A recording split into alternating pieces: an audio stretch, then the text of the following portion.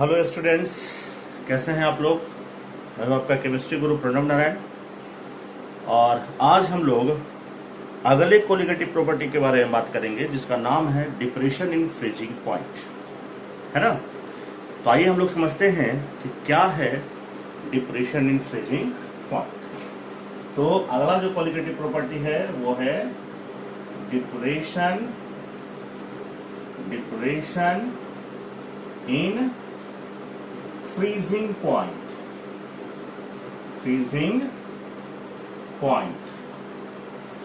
ठीक है। Freezing point का घट जाना। सोचिए, प्योर लिक्विड में जब आप नॉन वोलेटाइल सॉल्यूट डाल दे रहे हैं तो क्या क्या हो रहा है। वेपर प्रेशर घट जा रहा है, बॉइलिंग पॉइंट बढ़ जा रहा है, फ्रीजिंग पॉइंट घट जा रहा है ना। तो ये सारा कुछ हो रहा है। तो डिप्रेशन इन फ्रीजिंग पॉइंट, इसको जनरली हम लोग डिनोट करते हैं डेल्टा टी एफ से। ये चीज आपका जानेंगे। उसके पहले क्वेश्चन उठता है कि फ्रीजिंग पॉइंट किसको कहते हैं, क्या है फ्रीजिंग पॉइंट है। तो इसको हम लोग दो तरीका से डिफाइन करेंगे। फ्रीजिंग पॉइंट क्या है, इसको दो तरीका से डिफाइन करेंगे। पहला तरीका, फ्रीजिंग पॉइंट उस टेम्परेचर को कहते हैं जिस टेम्परेचर पे किसी लिक्विड और उसके अपने ही सॉलिड फॉर्म इक्विलिब्रियम की अवस्था में रहते हों, है ना। वैसा टेम्परेचर, वह टेम्परेचर जिस टेम्परेचर पे लिक्विड और उसका खुद का सॉलिड फॉर्म इक्विलिब्रियम के अवस्था में रहता हो, है ना। जैसे सॉलिड और लिक्विड फॉर्म जिस टेम्परेचर पे इक्विलिब्रियम की अवस्था में रहता है, इसी टेम्परेचर को हम लोग कहते हैं क्या, फ्रीजिंग पॉइंट। यानी फ्रीजिंग पॉइंट क्या है, फ्रीजिंग पॉइंट एक इक्विलिब्रियम टेम्परेचर है। ये जो इक्विलिब्रियम टेम्परेचर है इसी को कहते हैं फ्रीजिंग पॉइंट। अब यही चीज हम लोग पर्टिकुलर केस लें, जैसे कि आइस, सॉलिड फॉर्म और ये आपका हो गया वाटर, ये हो गया लिक्विड फॉर्म। ये इस इक्विलिब्रियम टेम्परेचर पे, कौन सा इक्विलिब्रियम टेम्परेचर, 0 डिग्री सेल्सियस या 273.15 केल्विन, इस टेम्परेचर पे ये दोनों इक्विलिब्रियम की अवस्था में रहता है। और यही आपका वाटर का क्या है, फ्रीजिंग पॉइंट है। इस टेम्परेचर पे आइस वाटर इक्विलिब्रियम में रहता है, मतलब जितना आइस पार्टिकल्स वाटर में बदलेगा उतना ही वाटर पार्टिकल्स किसमें बदल जाएगा, आइस में, किसी दिए हुए समय में, है ना। ये चीज ज्यादातर लोग ऐसा सोचते हैं कि 0 डिग्री सेल्सियस पे आइस पिघल जाएगा।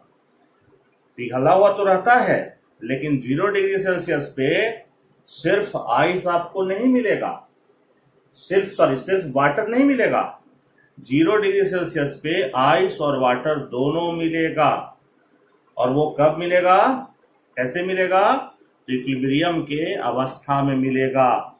ठीक उसी तरीका से जैसे आपको बताए थे कि गुल्लक में आप 100 रुपया रख रहे हैं तो 100 रुपया निकाल भी ले रहे हैं, तो गुल्लक में जो रुपया है उस पर कोई फर्क नहीं पड़ रहा है, वो इक्विलिब्रियम के अवस्था में है ना। तो इसी तरीका से 0 डिग्री सेल्सियस पे ये भी इक्विलिब्रियम की अवस्था में रहेंगे।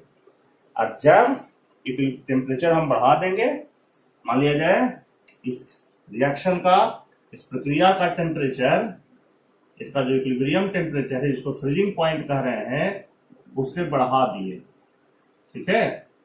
तो ध्यान रखिएगा, ये मंत्र है कि किसी भी प्रोसेस का टेम्परेचर जब आप बढ़ाते हैं, इक्विलिब्रियम टेम्परेचर से बढ़ा देते हैं, तो वो हमेशा इंडोथर्मिक डायरेक्शन में मूव करता है, यानी उस डायरेक्शन में मूव करता है जिधर जाने पे हीट एब्जॉर्ब हो रहा हो।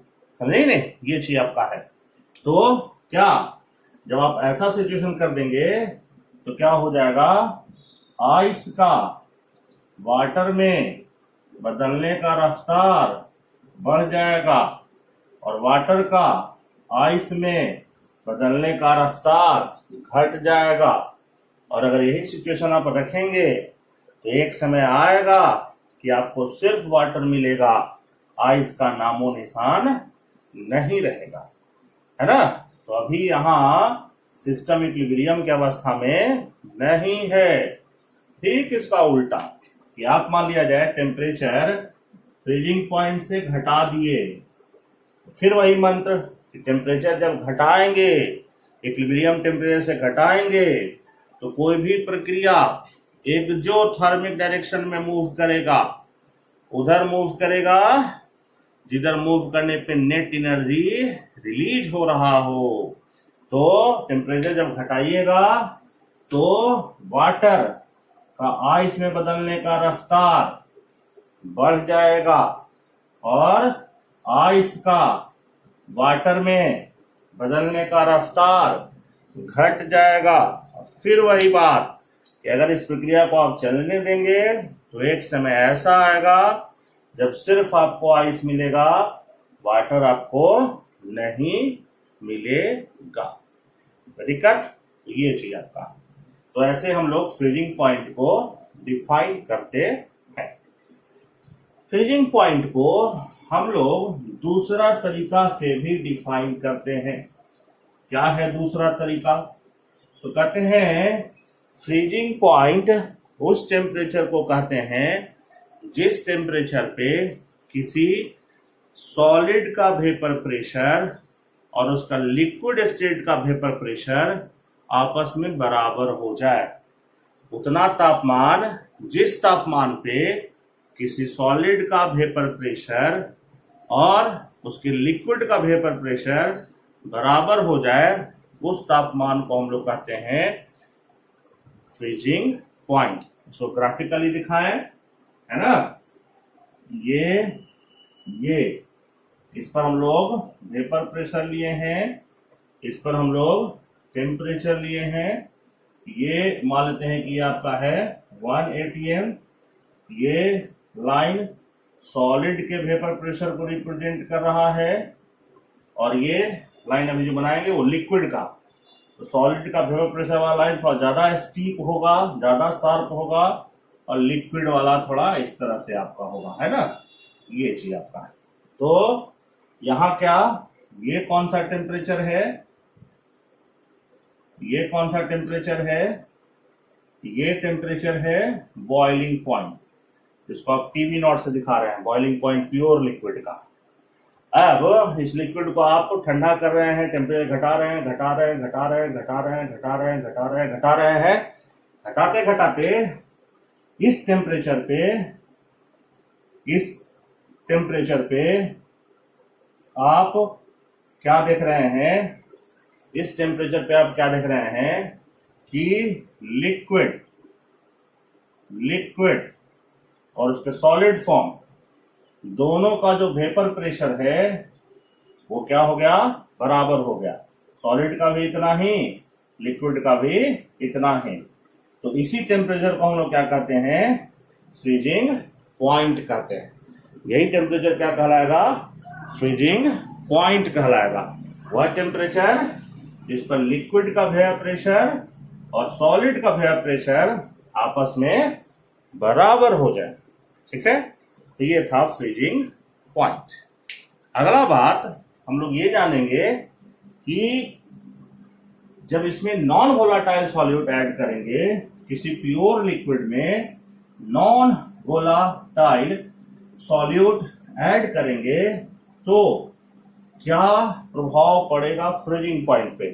हालांकि रिजल्ट तो लोग जानते हैं कि नॉन वोलाटाइल सॉल्यूट ऐड करेंगे तो फ्रीजिंग पॉइंट घट जाएगा, लेकिन आइए इस बात को हम लोग जानते हैं कि नॉन वोलाटाइल सॉल्यूट ऐड करें तो फ्रीजिंग पॉइंट पर क्या प्रभाव पड़ेगा।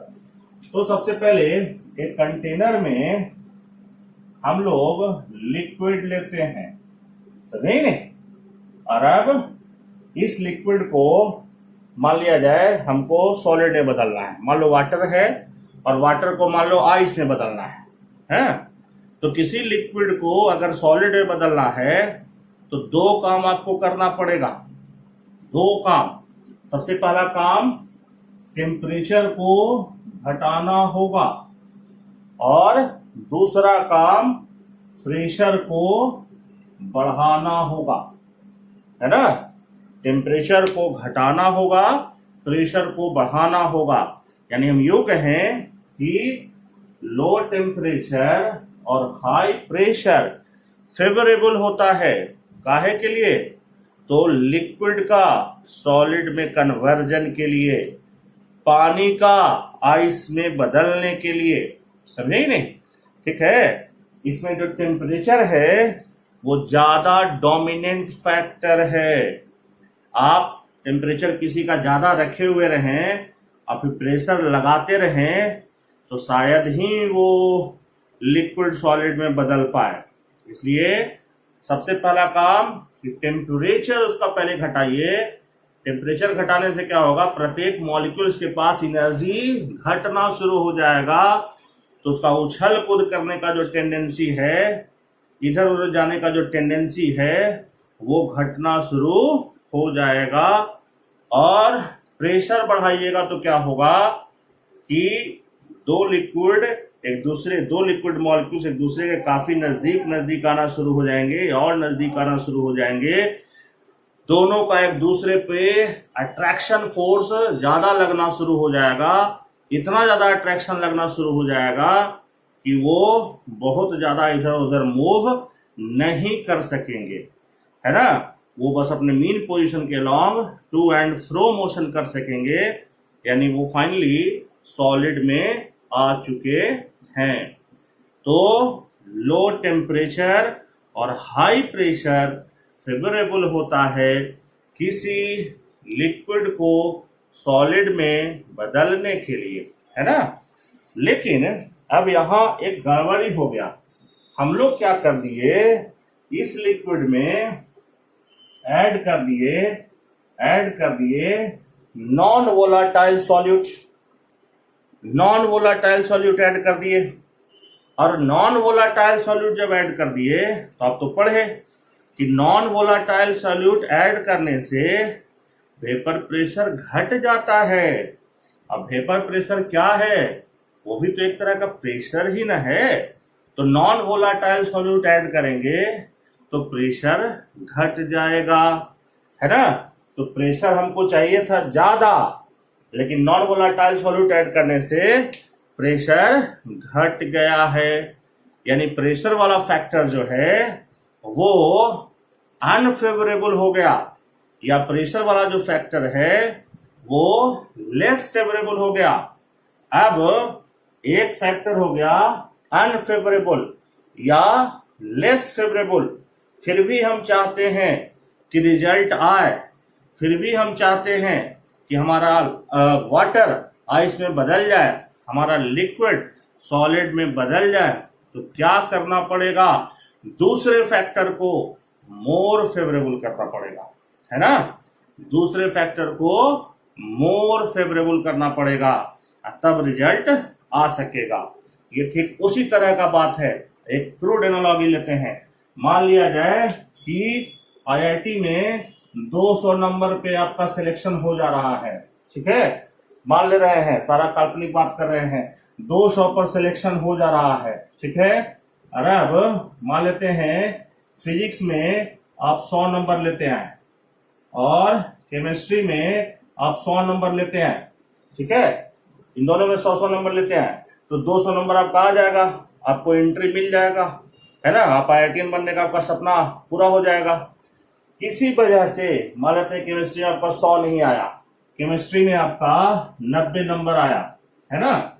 ठीक है? और अभी भी आप चाहते हैं कि आईआईटीएन बन जाए, तो क्या करना पड़ेगा? ये फैक्टर हो गया लेस फेवरेबल, तो दूसरा फैक्टर को क्या करना पड़ेगा? More favourable. यानी यहां आपको लाना पड़ेगा कितना? 110। और तब हो सकेगा 200, और तब आपको मिल सकेगा एंट्री, तब होगा आपका सपना पूरा। तो ठीक उसी तरीका से हाई प्रेशर चाहिए था, लो टेम्परेचर चाहिए था, लेकिन नॉन वोलेटाइल सॉल्यूट ऐड किए तो वेपर प्रेशर घट गया, यानी प्रेशर घट गया, एक फैक्टर अनफेवरेबल हो गया, तो दूसरे को करना पड़ेगा ज्यादा फेवरेबल। अब टेम्परेचर लो होना न फेवर करता है, यानी टेम्परेचर पहले की तुलना में अब और ज्यादा लो करना पड़ेगा, है ना, यानी पहले की तुलना में जो फ्रीजिंग पॉइंट है वो अब घट गया। पहले सॉल्वेंट का जितना फ्रीजिंग पॉइंट था उसकी तुलना में सॉल्यूशन का फ्रीजिंग पॉइंट घट गया, और तब ये हो गया डिप्रेशन फ्रीजिंग पॉइंट का। सही ने, ये चीज आपका। और अब इसको ग्राफिकली समझे, हम लोग ग्राफिकली समझें, इसको हम लोग ग्राफिकली समझें। ये इस एक्सिस पे वेपर प्रेशर, इस एक्सिस पे टेम्परेचर, और यहां हम लोग प्रेशर लिए हैं 1 atm, ये दिखाए सॉलिड का वेपर प्रेशर, ये प्योर लिक्विड का, और ये सॉल्यूशन का।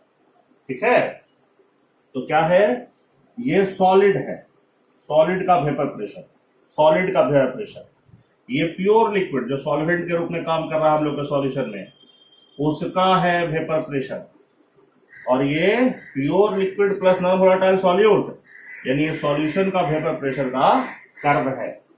तो इधर क्या आप दिखा रहे हैं, तो ये आपका हो गया बॉइलिंग पॉइंट प्योर लिक्विड का, जिसको हम दिखाएंगे TB0, और ये क्या है, ये हो गया बॉइलिंग पॉइंट सॉल्यूशन का, इसको दिखाएंगे TB से।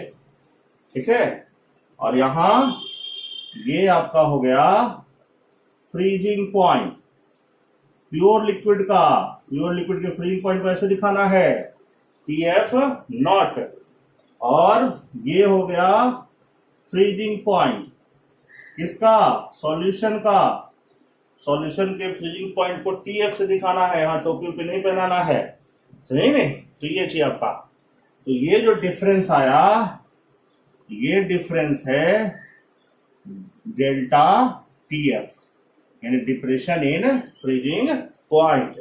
और इसको तो आप लोग जान ही रहे हैं, ये क्या है, ये है एलिवेशन इन बॉइलिंग पॉइंट। आप यहां ग्राफ में भी देख सकते हैं, इधर से इधर जाने पे टेम्परेचर बढ़ रहा है, तो प्योर लिक्विड का इतना था, अब उससे आगे नहीं आया है सॉल्यूशन का, उससे पीछे आया है, यानी सॉल्यूशन का जो फ्रीजिंग पॉइंट है वो प्योर लिक्विड के तुलना में घट गया है नहीं, यानी फिर क्या, आपका शुद्ध पानी का जितना फ्रीजिंग पॉइंट है ना, उसके तुलना में उस पानी में अगर चीनी घोल दीजिए तो उसका फ्रीजिंग पॉइंट घट जाएगा। अगर शुद्ध पानी 0 डिग्री सेल्सियस पे फ्रीज हो रहा है तो वो सॉल्यूशन -1 डिग्री सेल्सियस से फ्रीज होगा, -2 पर फ्रीज होगा, -3 पर फ्रीज होगा। ये तो डिपेंड करता है कि कितना पानी में आप कितना चीनी मिलाए हैं। जितना ज्यादा चीनी मिलाते जाइएगा पानी के एक निश्चित मात्रा में, उसका फ्रीजिंग पॉइंट उतना ही घटता चला चल जाएगा। बात समझ नहीं? तो ये था आपका डिप्रेशन इन फ्रीजिंग पॉइंट। अब यहां भी एक रिलेशन दिया गया, यहां भी एक रिलेशन दिया गया, किसके किसके बीच, डिप्रेशन इन फ्रीजिंग पॉइंट और मोलालिटी के बीच। और ठीक उसी तरह से देखा गया कि जो डिप्रेशन इन फ्रीजिंग पॉइंट है, डिप्रेशन इन फ्रीजिंग पॉइंट होता है वो डायरेक्टली प्रोपोर्शनल होता है किसके, मोलालिटी ऑफ सॉल्यूशन के। ठीक है, ये चीज आपका है। अगर प्रोपोर्शनलिटी का चिन्ह हटाए तो एक कांस्टेंट आया KF इंटू M। KF को हम लोग कहते हैं molal depression, molal depression constant, या क्रायोस्कोपिक कांस्टेंट, इसका भी जो मान है KF का मान सिर्फ सॉल्वेंट के नेचर पर डिपेंड करेगा। सॉल्वेंट बदलिएगा KF का मान बदलेगा। सॉल्वेंट फिक्स रख के अगर आप सॉल्यूट बदल रहे हैं KF के मान पे कोई फर्क नहीं पड़ेगा, है ना। और इसका भी यूनिट जो है वो केवी के यूनिट के जैसा ही होता है, डिग्री सेल्सियस पर मोल या केल्विन केजी पर मोल। इसका वैल्यू भी आपको याद रखना पड़ेगा। अलग अलग सॉल्वेंट के लिए इसका मान अलग अलग होता है। वाटर के लिए KF का मान 1.86 केल्विन केजी पर मोल होता है। वहीं बेंजीन के लिए इसका मान 5.12 केल्विन केजी पर मोल होता है। सबसे ज्यादा जो KF का मान होता है वो कैम्फर के लिए होता है ना, 39.7 केल्विन केजी पर मोल। इसलिए कैम्फर का यूज हम लोग करते हैं नेफ्थेलीन का, एंथ्रासीन का मोलर मास निकालने के लिए। कैम्फर को एज ए सॉल्वेंट यूज करते हैं, है ना। और उस प्रक्रिया को हम लोग कहते हैं रास्ट मेथड, रास्ट मेथड, है ना। तो कोई पूछे कि रास्ट मेथड काहे के लिए यूज करते हैं, तो Rast method is used for the determination of molar mass of naphthalene और anthracene by using camphor as a solvent. ठीक है, तो ये आपका था डिप्रेशन इन फ्रीजिंग पॉइंट। आगे बात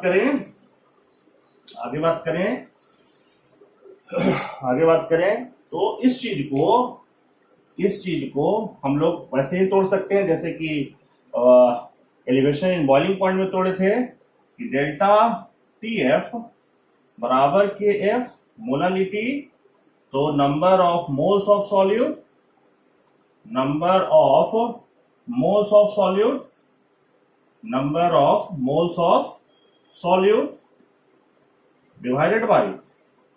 divided by mass of solvent in KG. तब KF नंबर ऑफ मोल्स को लिख सकते हैं weight of solute by molar mass of solute. Solvent का वेट मान लीजिए ग्राम में दिया हुआ है, केजी बदलने के लिए 1000 से डिवाइड कर देंगे और तब इसको लिख सकते हैं KF W by M into 1000 बटा B लिख सकते हैं हम लोग।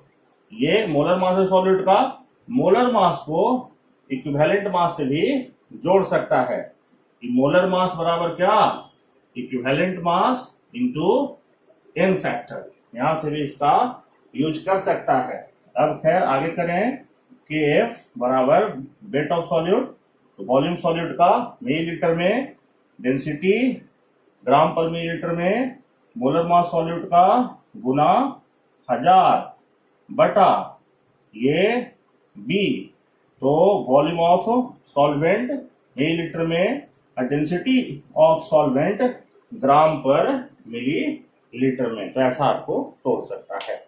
यहां भी आपको KF का वैल्यू निकालने के लिए फॉर्मूला डाटा दे देगा, तो क्या KF का वैल्यू निकालिए, तो KF इज इक्वल टू आपका हो जाएगा RT स्क्वायर बाई 1000 HF और या फिर MRT स्क्वायर बाई 1000 HF, है ना। R वही जानते हैं आप, T यहाँ पे क्या, फ्रीजिंग पॉइंट, है ना, सॉल्वेंट का, कौन सा यूनिट में, केल्विन में। HF हीट ऑफ फ्यूजन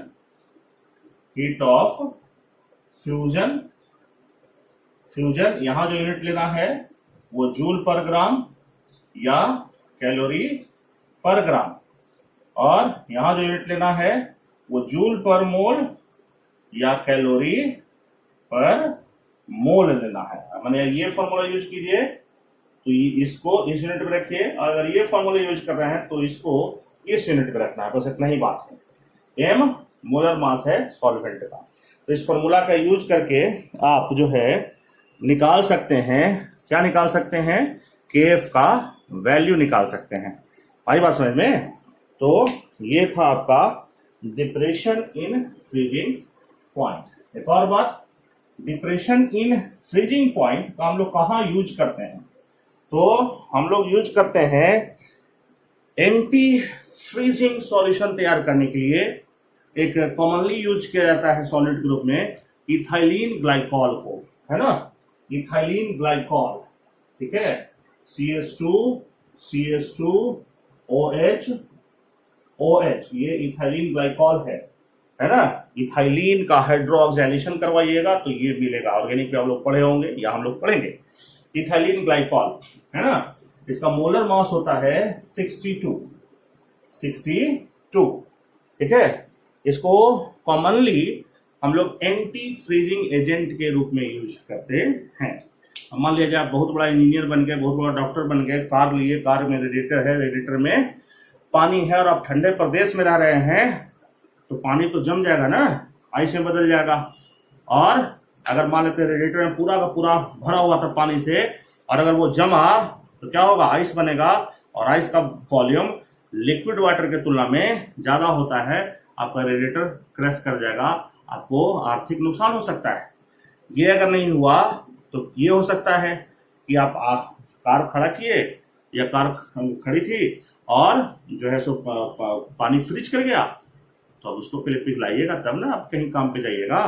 तो बार बार आप यही काम करेंगे नहीं ना करेंगे। तो इससे बचने के लिए क्या करते हैं, उस पानी में हम लोग इथाइलिन ग्लाइकॉल मिला देते हैं।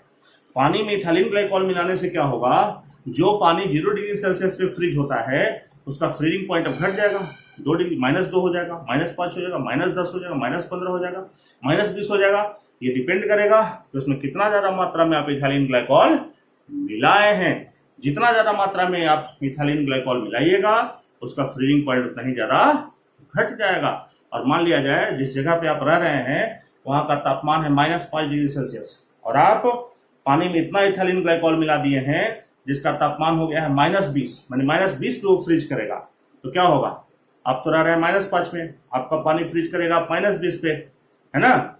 तो -5 पे आपका जो पानी है लिक्विड फॉर्म में नहीं रहेगा, आराम से गाड़ी चलाते रहिएगा, ये चीज आपका, ठीक है। इसी चीज को हम लोग ये इसलिए भी यूज करते हैं, कई बार रेडिएटर चलते पानी का तापमान बढ़ते चल जाता है ना, तो वो भी दिक्कत है।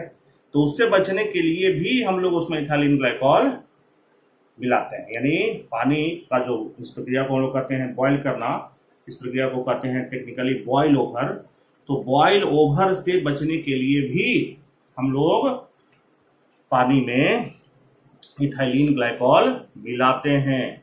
यानी आप पानी में इथाइलिन ग्लाइकॉल मिलाइए तो उसको फ्रीज होने से तो भी बचाएगा और पानी को जल्दी उबलने से भी बचाएगा, क्योंकि सॉल्यूट डालने से बॉइलिंग पॉइंट भी तो बढ़ जाता है, फ्रीजिंग पॉइंट भी घट जाता है। ये दोनों तरीका से आपको बचाता है। साथ ही साथ आपका डिप्रेशन इन फ्रीजिंग पॉइंट का हम लोग यूज करते हैं कहाँ, तो सड़क पर से बर्फ वगैरह हटाने के लिए। ठंडे प्रदेशों में अक्सर बर्फ जम जाता है, तो उससे बचने के लिए हम लोग क्या करते हैं, वहां नमक छिड़क देते हैं, है ना। जनरली NaCl छिड़कते हैं या CaCl2 छिड़क देते हैं। तो नमक छिड़क देने से क्या हो जाता है, वो आइस और सॉल्ट मिक्सचर का जो फ्रीजिंग पॉइंट हो जाता है वो काफी घट जाता है। कई एक केस में तो नमक NaCl जब छिड़कते हैं तो फ्रीजिंग पॉइंट घट के -21 डिग्री सेल्सियस हो जाता है। कई एक केस में जब CaCl2 छिड़कते हैं तो घट के आपका -55 डिग्री सेल्सियस हो जाता है। समझ रही नहीं? तो मान लिया जाए बाहर का तापमान है -10 और साल्ट और आइस मिक्सचर का तापमान है -21, तो बाहर वाला तापमान जो है वो साल्ट और आइस मिक्सचर से ज्यादा ना हो गया, तो हीट फ्लो करना शुरू हो जाएगा ना। हाई टेम्परेचर से लो टेम्परेचर में हीट फ्लो करेगा, मिक्सचर पिघलना शुरू हो जाएगा, आइस पिघलना शुरू हो जाएगा, है ना, तो बाहर के निकल जाएगा। बाहर में मान लिया जाए है कि -10 और यहाँ हो गया कितना, -55, तो टेम्परेचर का डिफरेंस बहुत ज्यादा है ना, तो हीट उतना ही तेजी से फ्लो करेगा, ज्यादा हीट फ्लो करेगा, जल्दी हीट फ्लो करेगा, आइस आपका जल्दी पिघल करके बाहर निकल जाएगा, है ना। तो इस तरीका से हम लोग यूज करते हैं डिप्रेशन इन फ्रीजिंग पॉइंट का। इसको हम लोग एक्सपेरिमेंटली मेजर करते हैं बेकमैन्स मेथड से, बेकमैन्स मेथड से, है ना, बेकमैन्स मेथड से, ठीक है। जिस तरह से एलिवेशन इन बॉइलिंग पॉइंट को हम लोग एक्सपेरिमेंटली मेजर करते हैं लैंड्सबर्गर मेथड से, लैंड्सबर्गर मेथड से, उसी तरह से इसको एक्सपेरिमेंटली मेजर करते हैं बेकमैन्स मेथड से, ठीक है। तो ये चीज था।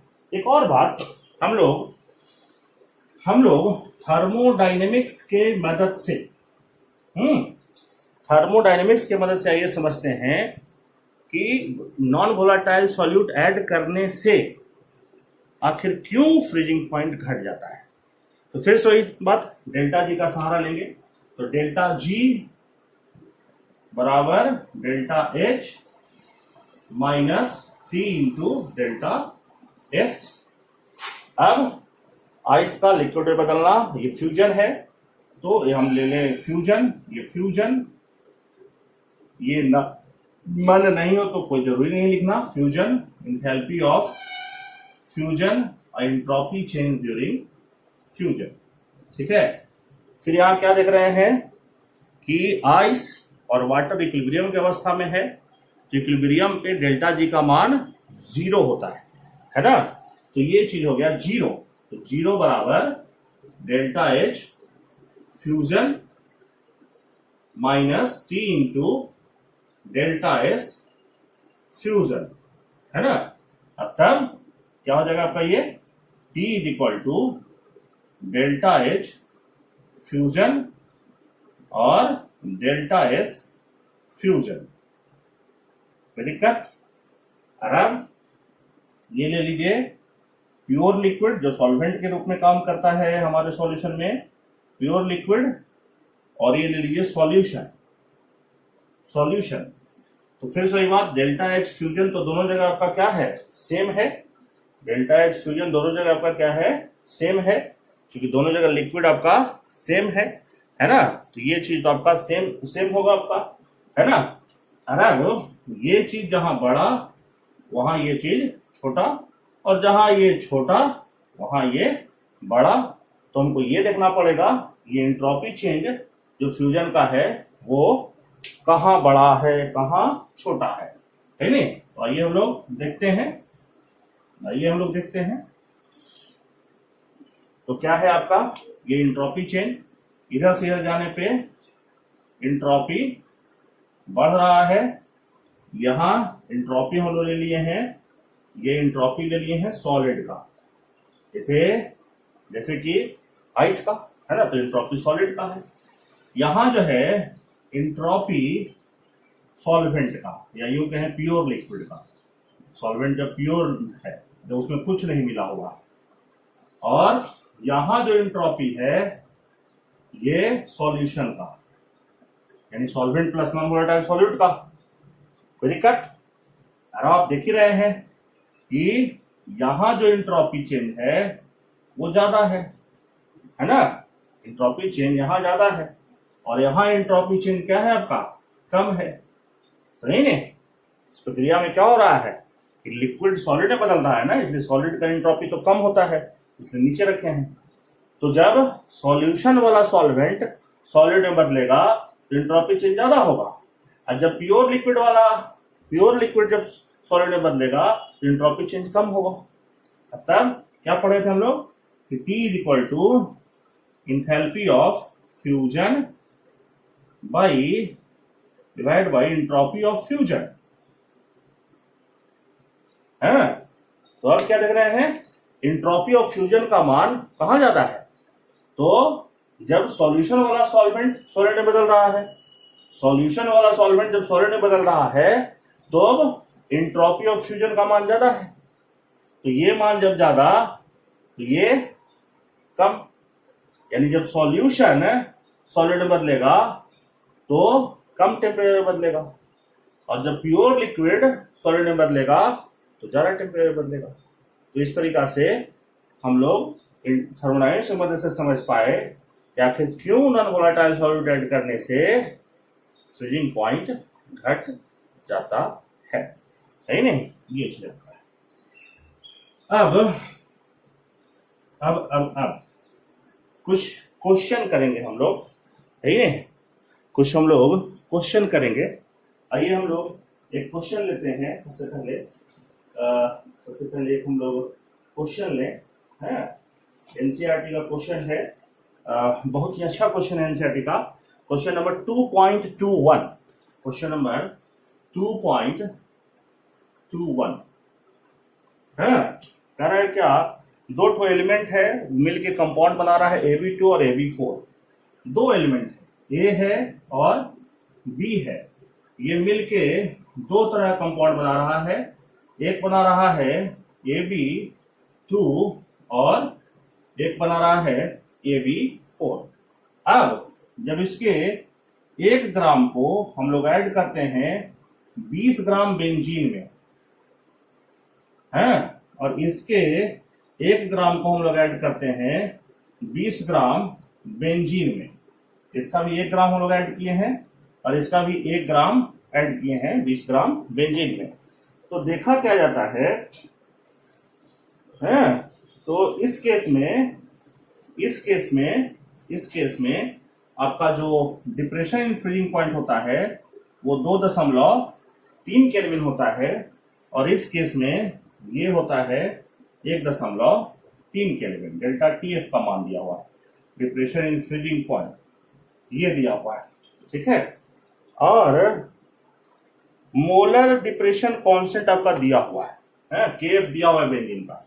जो KF क्वेश्चन में दिया हुआ रहे आपको वही यूज करना है ना। ऐसे याद भी रखना है, लेकिन जो क्वेश्चन में दे दिया आपको वही यूज करना है। ये दिया हुआ है। कैलकुलेट कर रहा है atomic masses of A and B। A और B का एटॉमिक मास निकालने के लिए कह रहा है। तो बड़ा सिंपल सा क्वेश्चन है नहीं? अब वीडियो हम लोग बना रहे हैं तो यहाँ पे अब सोचने का टाइम तो हम लोग उतना देंगे नहीं। तो आइए हम लोग देखते हैं। अगर आपको सोचना है तो वीडियो को रोक के आप सोचें, है ना। तो आइए देखते हैं। ये दोनों अलग अलग केस के लिए हम लोग इस फॉर्मूला का यूज करेंगे। डेल्टा TF बराबर KF और इंटू W/M इंटू 1000/B। इसके लिए भी यूज करने वाली चीज डेल्टा TF बराबर KF W/M इंटू 1000/B, ठीक है। अब ये M मोलर मास है सॉल्यूट का, यहाँ सॉल्यूट Ab2 है, यानी यहां से मोलर मास निकलेगा Ab2 का और यहां से मोलर मास निकलेगा किसका, Ab4 का, है। डेल्टा TF यहाँ कितना दिया हुआ है, 2.3 दिया हुआ है। KF 5.1, weight of solute 1, molar mass ये तो निकालना ही है हम लोग को पहले, Ab2 का इंटू 1000 और बटा वेट ऑफ सॉल्वेंट 20 ग्राम है। उसी तरह से यहाँ 1.3 KF कितना 5.1, ये 1, ये मोलर मास Ab4 का गुना 1000 और बटा ये हो गया 20। इसको सॉल्व कीजिए। इसको सॉल्व कीजिएगा तो मोलर मास Ab2 का ये लगभग आ जाएगा 111, ठीक है। और ये सॉल्व कीजिएगा तो मोलर मास Ab4 का ये लगभग आ जाएगा 196। तो हमको Ab2 या Ab4 का मोलर मास नहीं पूछ रहा है, हमको पूछ रहा है A और B का एटॉमिक मास। हमको A और B का एटॉमिक मास पूछ रहा है। तो आइए निकालते हैं। अब Ab2 A का एटॉमिक मास मान लेते हैं कि X है और B का एटॉमिक मास हम लोग मान लेते हैं कि Y है। तो ये 111 कैसे आया होगा, तो X प्लस 2 इंटू Y है, इसका मास प्लस 2 ठोपी है तो 1 B का Y, तो 2 का 2Y, ये दोनों का जोड़ 111 हो गया होगा। और अब इसका Ab4 तो इसका लिख देते हैं, ये ऊपर में लिख रहे हैं इसका A का X है और प्लस B का Y है तो 4 इंटू Y बराबर कितना हो गया, ये 196। चलिए अब इसमें से इसको घटा देते हैं तो माइनस माइनस, ये कहानी समाप्त हो गया। ये कितना हो गया आपका, ये 2y बराबर 85, y बराबर 42.5 हो जाएगा। तो ये y निकल गया, y निकल गया मतलब किसका मास निकल गया, b का मास निकल गया, है ना। अब y का वैल्यू किसमें पुट कर दीजिए, आइए इसमें पुट कर देते हैं। तो x प्लस 2 इंटू बाई, तो 2 इंटू बाई कितना 85 बराबर 111, तो x बराबर कितना हो गई है 111 माइनस 85, तो कितना हो गया भैया 26 यूनिट। अगर बात करें तो अगर एक ए का बताना है तो ये x किसका निकला, ए का निकला ना, तो ए का एक एटम का बताना है तो 26 AMU हो जाएगा, और एक मोल ए का तो 26 ग्राम। तो इस तरह से एक एटम बी का बताना है तो इतना AMU, और एक मोल बी का बताना है तो इतना ही ग्राम, है ना। तो ये चाहिए आपका, ये क्वेश्चन था, ठीक है। अब हम लोग एक और क्वेश्चन लेते हैं, है ना। क्वेश्चन कहा क्या रहा है, सुनिएगा।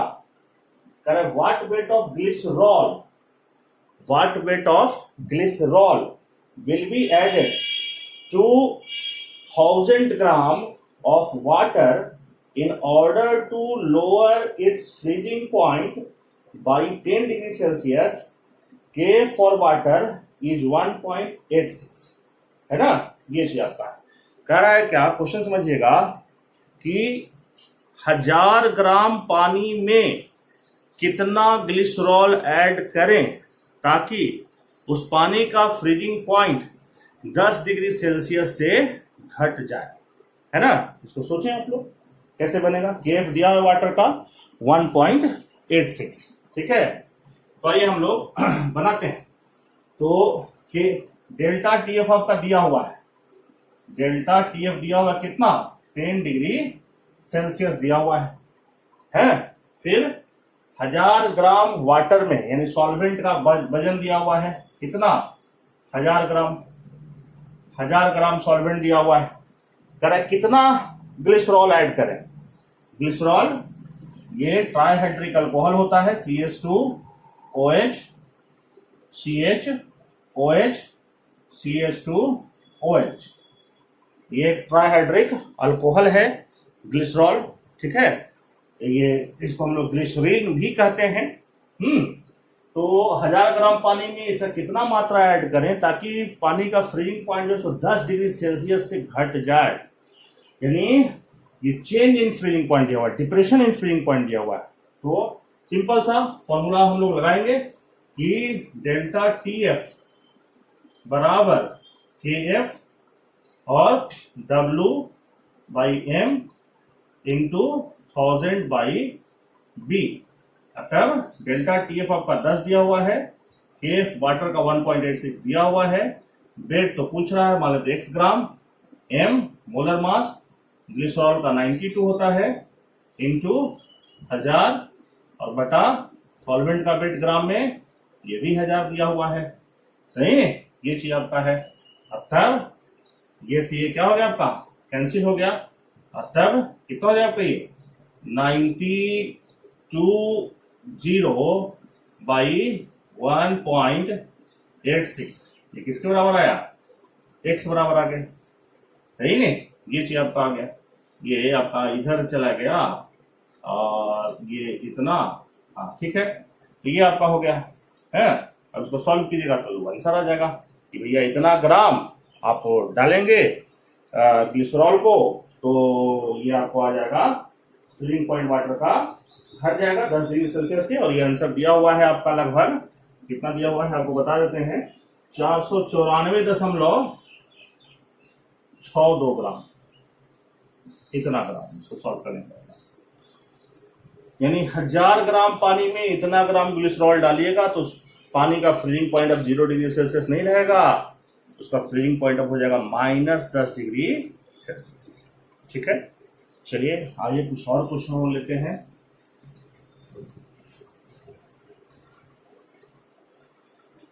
और क्वेश्चन हम लोग लेते हैं। कह रहा है क्या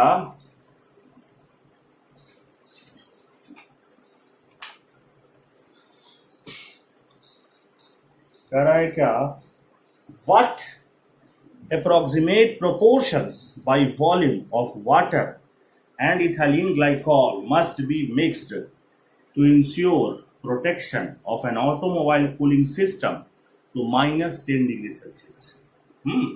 फिर से क्वेश्चन रिपीट कर रहे हैं, what approximate proportions by volume of water, density दिया हुआ उसका, and ethylene glycol must be mixed to ensure protection of an automobile cooling system to -10 degree Celsius.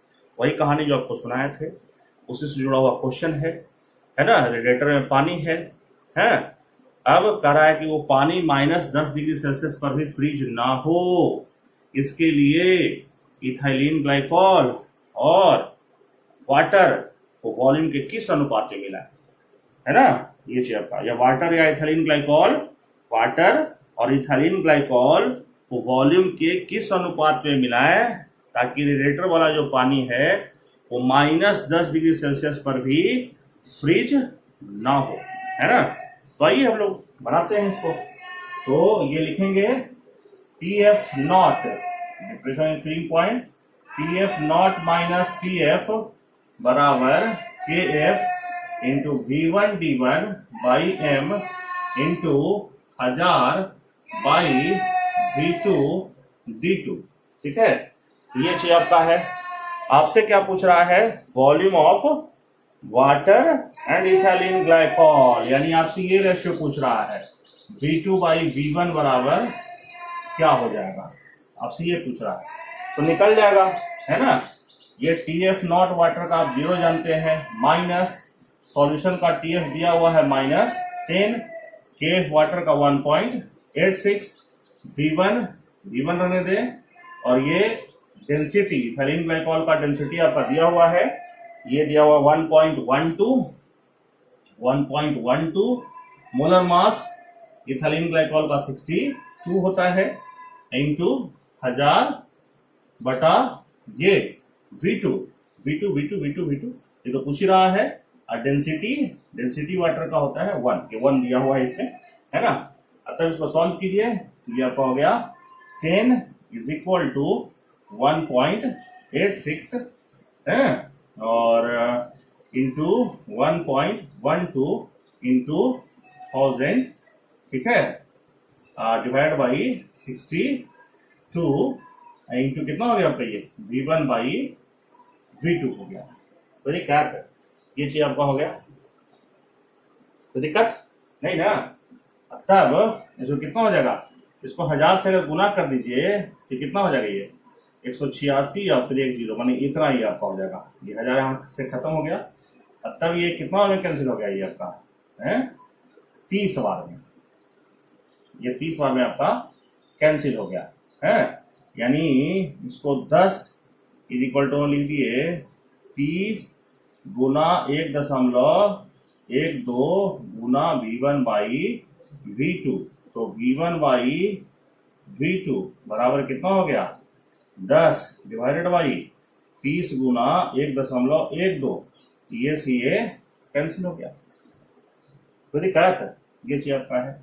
अब तब ये 1 बटा ये कितना हो जाएगा, ये 3 और ये 36, 3.36 हो जाएगा।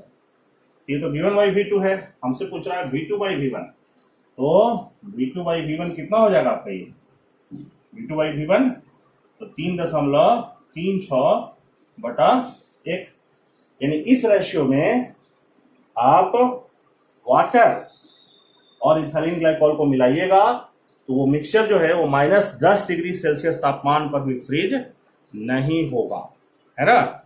इस रेशियो में मतलब क्या, अगर 3.36 लीटर वाटर लीजिए तो उसमें 1 लीटर इथाइलिन ग्लाइकॉल मिलाइए, या अगर इसका 10 गुना कर दीजिए कि 33.6 लीटर अगर वाटर लीजिए तो 10 लीटर उसमें इथाइलिन ग्लाइकॉल मिलाइए, है ना। तो इस रेशियो में अगर आप मिलाएंगे तो -10 पर भी वो आपका फ्रीज नहीं होगा। तो दिक्कत ये चीज आपका है ना। तो बस आज के लिए बस इतना ही रखिए, बाकी चर्चा हम लोग अगले क्लास में करेंगे। है ना। वीडियो अगर पसंद आए तो लाइक शेयर सब्सक्राइब करें, और इससे जुड़ा क्वेश्चन भी आपको इस वीडियो में मिलेगा, उसको बनाएं और कमेंट में लिख के उसका आंसर बताएं। कोई परेशानी हो, कोई सुझाव हो, वो भी कमेंट में आप बताएं, है ना। हो सकेगा तो उसको हम लोग दूर करने का प्रयास करेंगे। आज के लिए बस इतना ही। Thank you.